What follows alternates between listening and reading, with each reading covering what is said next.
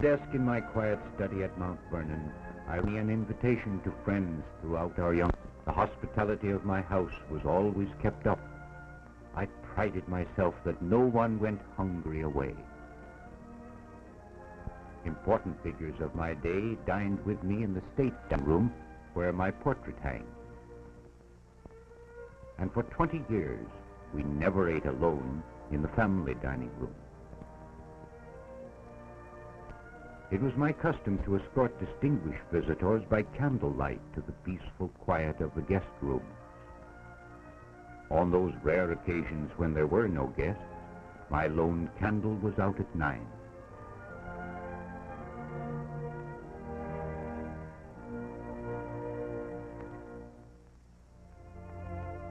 In the mornings I was happiest at Mount Vernon. I always arose at dawn. The air was clean and cool, and from the lawn could gaze down the broad Potomac. Or I could stroll alone among the many trees I planted. In the morning, too, while the driveway was still empty of visitors' carriages, I could plan the day's work before setting off for Alexandria.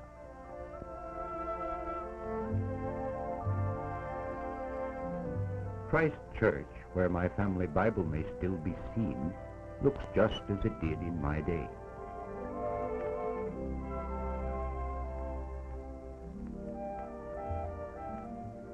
My Masonic memorial had not even been thought of then, but Martha's son was planning Arlington House, a shrine amid the graves of Arlington Cemetery.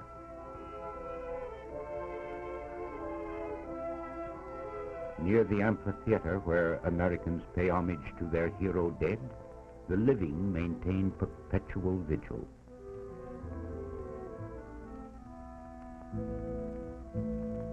And not far away is the grave of Major Pierre L'Enfant, whose vision was responsible for the plan of our federal city, the capital of the United States. It is hard for me to believe that it has risen from marshland in less than 2 centuries. Across Memorial Bridge stands the nation's memorial to one of my illustrious successors.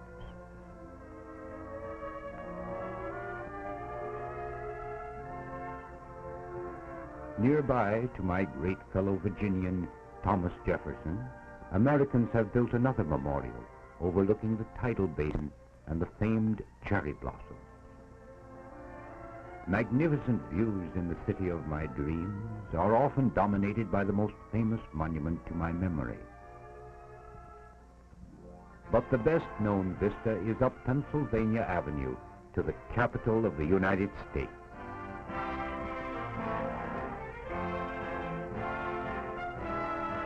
The Capitol building, whose cornerstone I laid in 1793, is the embodiment of the spirit of our nation, where you, as a citizen, through your chosen representatives, govern yourself and help plan the destiny of our nation.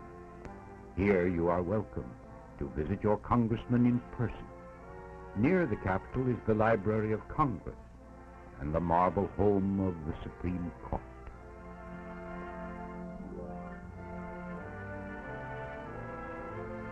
Once every 4 years, down tree-lined Pennsylvania Avenue, a newly elected president rides to the White House, which I plan to call the President's House. Here, in the news center of the nation, the president lives and works, directs the activities of the executive branch of government.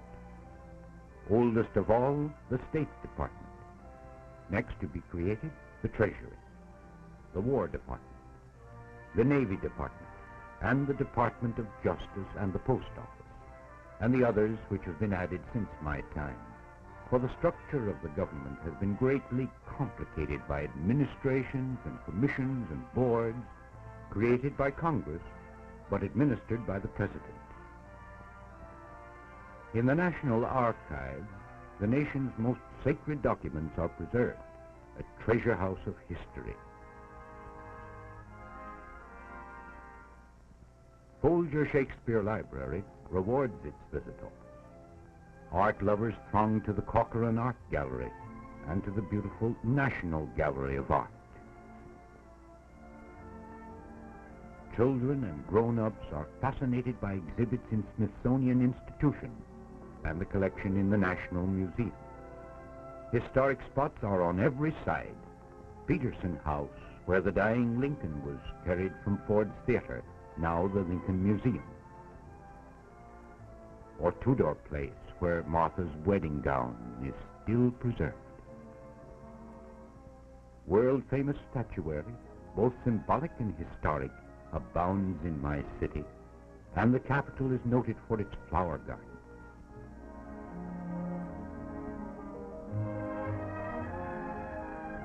Bordering tree-lined avenues, the embassies and legations of all nations make Washington a truly international city and attest our spirit of friendship and our desire to live at peace. But brotherhood begins at home, and when thousands flock to our city to national conventions, perhaps in the Armory, Washington's world-famous hotels care for them. Either downtown or on the wooded heights above Rock Creek Park. Every form of entertainment is available by day or by night. And shopping in department stores and specialty shops is an adventure. I think Washington has become a good place to live, and so do thousands who make their homes here.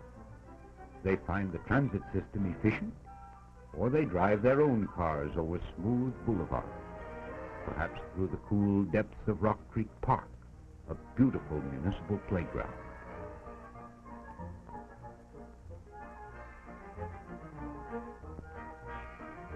At the zoo, the animals are always ready to welcome appreciative guests, all within the 10-mile square of the city of Washington. If you come to my city to play, you can, among many other things, ride the broad breast of the Potomac in all manner of craft. Or thrill with the President himself to the annual President's Cup Regatta, where racing headliners whisk over the waves. Or you can leisurely follow the path of the old C&O Canal, which I helped organize in the belief that it would make my city a great trade center.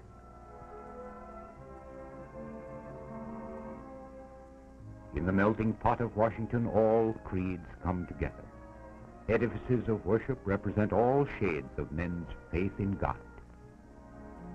The city is a panorama of the rich history of our country. From quaint old Fairfax Street in Alexandria to busy modern corners, both the past and the present compete for the attention of visitors to the federal city. Visitors who throng here by bus, by plane from every point of the compass, by automobile over smooth highways, or by train from north, south, or west. From every state in the Union they come, at every season of the year.